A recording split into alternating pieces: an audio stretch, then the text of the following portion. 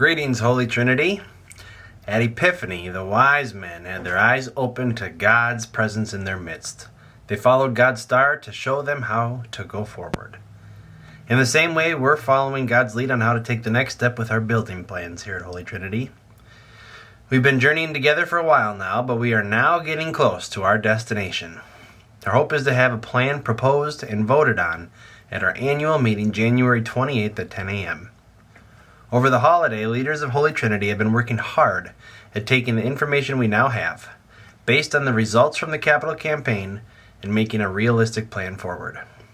Here's how we got here. In the fall of 2019, we started with a congregation-wide vision discernment process. How do we, as a church, make decisions in the first place? We have a guiding light, and that light is our vision. Our vision is to share God's love for all people from one generation to the next. And our mission, at the end of the day, the non-negotiables of what we do, is to welcome, worship, and respond.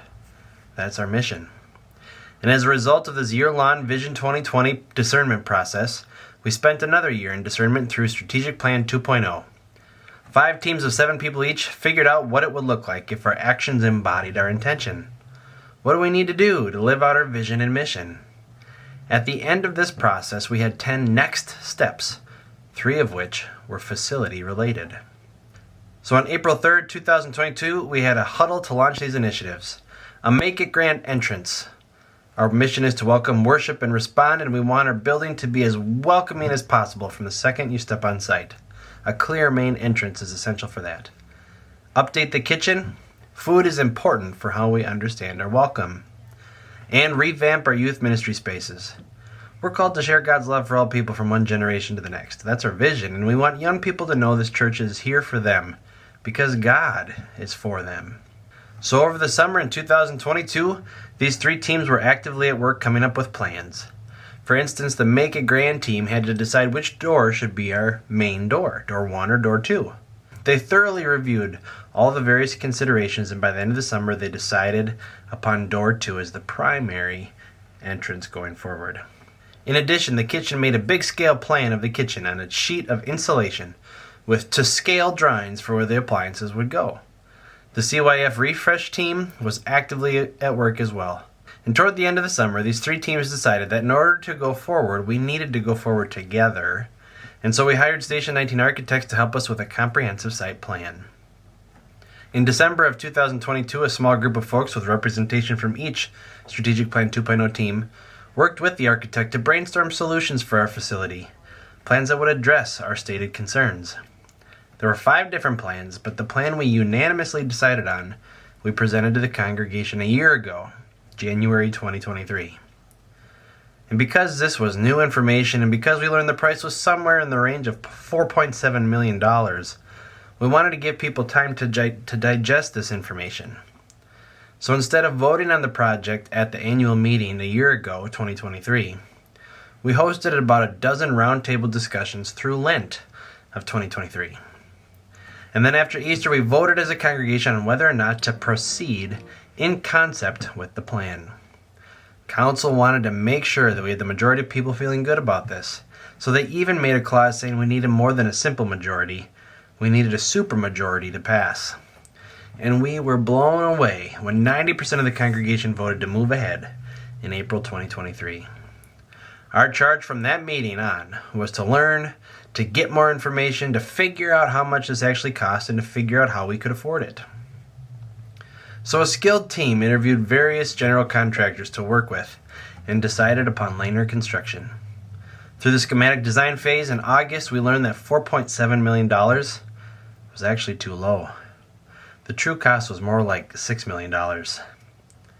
Meanwhile, our finance team drew a hard line in the sand and said due to our limited cash flow and tight operating budget, we shouldn't finance this project.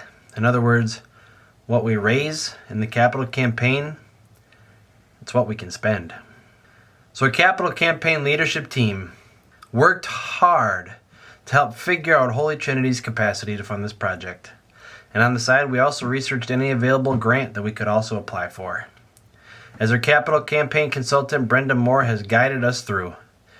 And she helped us realize that we do have the capacity as a congregation to take on a big project, but we likely couldn't tackle all $6 million worth of the project components right away. So in September, we launched our capital campaign with the theme called Next. With a $3.4 million goal, we looked to raise pledges to support a modified project where we would focus on the main entrance and lobby while rotating the sanctuary. Other elements in the comprehensive site plan would be postponed until we could afford them. As we look back, there's no question, this church is full of generous hearts. So many people from this church have made significant, sacrificial pledges to this campaign. We have 120 pledges totaling $1,153,558 in so far. Campaign consultants remarked that the typical congregation can raise between 1.5 to 2 times your annual operating budget. And last year we had $564,656 in revenue, which would put our campaign at precisely 2.04 times last year's revenue. That's a success. But clearly we're quite a ways away from the target goal of $3.4 million for the modified plan. So what do we do now? Do we stop? Do we wait a few more years?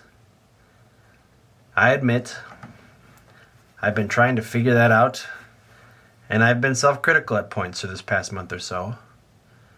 But meanwhile, other leaders of Holy Trinity have kept their heads up and have blown me away by their positive attitude. Over the holidays, Laura Magnuson and the Next facility team have been circling back with Station 19 architects and Lanier Construction to modify the project. They made a presentation to council the week of Christmas and included the campaign leadership team. Honestly, I'm amazed at how they proposed a solution that circles back to our original goals and accomplishes a lot with what we have.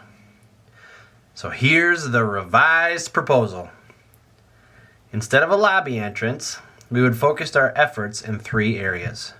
First, the sanctuary. Well, Station 19 reminded us that worship drives everything else. Of course, we agree.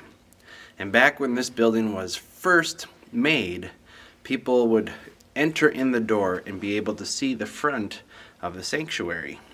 And we want to keep that tradition alive of being able to see the front of the sanctuary upon entrance into the building by rotating the sanctuary, opening up these walls to rotate the sanctuary, but then also improving sightlines upon entrance into both the fellowship hall and the youth ministry spaces in the back.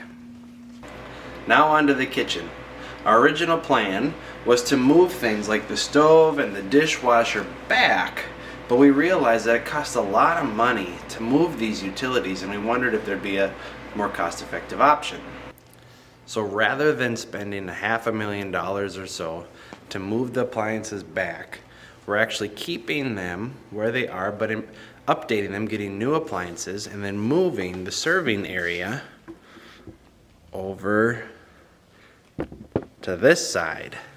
And that way we can increase the serving area, still meeting much of our objectives from our comprehensive site plan, just making it more cost effective. Now on to youth ministry spaces. Our previous plan for the comprehensive plan was intending to open up this agape room, the youth room, by taking out this wall and gaining the space of the hallway. But due to code requirements, that would necessitate having to add an exterior door now to Paul's place right about here. So by keeping this wall here and this hallway, and by not adding another door to Paul's place, we'll just refresh these rooms, which will be a much more cost-effective option. So an initial estimate of this revised project, focusing on the sanctuary, the kitchen, and the youth spaces, while not including the lobby, the initial estimate of this revised project was $2.2 million. Laura and her team have taken scrupulous measures to save costs since then. Cutting costs where we can, eliminating raising the ceiling in the sanctuary expansion, and sectioning off a few aspects of the budget that we could potentially accomplish through donations of labor, like painting or demolition, and sponsorship opportunities, like the new ice maker and oven. So after that initial estimate of $2.2 million, Laura and the team have cut those projected costs down to $1.42 million. By budgeting for these cost-saving measures in cutting costs wherever we can in a way that doesn't sacrifice quality, we feel confident that we can still move ahead with a significant project to invest in this church so that we can continue to share God's love from one generation to the next. Now, these next steps were launched April 2022, and I remember vividly people wanted to tear up the kitchen the very next day. It's now 2024. We've been diligent and patient as we've developed a comprehensive site plan and then determined action steps based on what we can actually afford. We also know that there have been a number of iterations to this project. From the $4.7 million comprehensive plan number that we learned was actually over $6 million, to the $3.4 million number, which was a sanctuary rotation in the lobby addition, to now this $1.42 million number, which rotates the sanctuary, invests in youth ministry spaces, and addresses the long overdue updates to the kitchen. So right now, we have $1,153,000 pledged. That's still $266,000 short. This plan is the best that we can do with what we have. It tackles as much of the overall project as we can in a way that's aligned with the comprehensive site plan for the future. But we understand that we all may have varying reactions to this revised plan.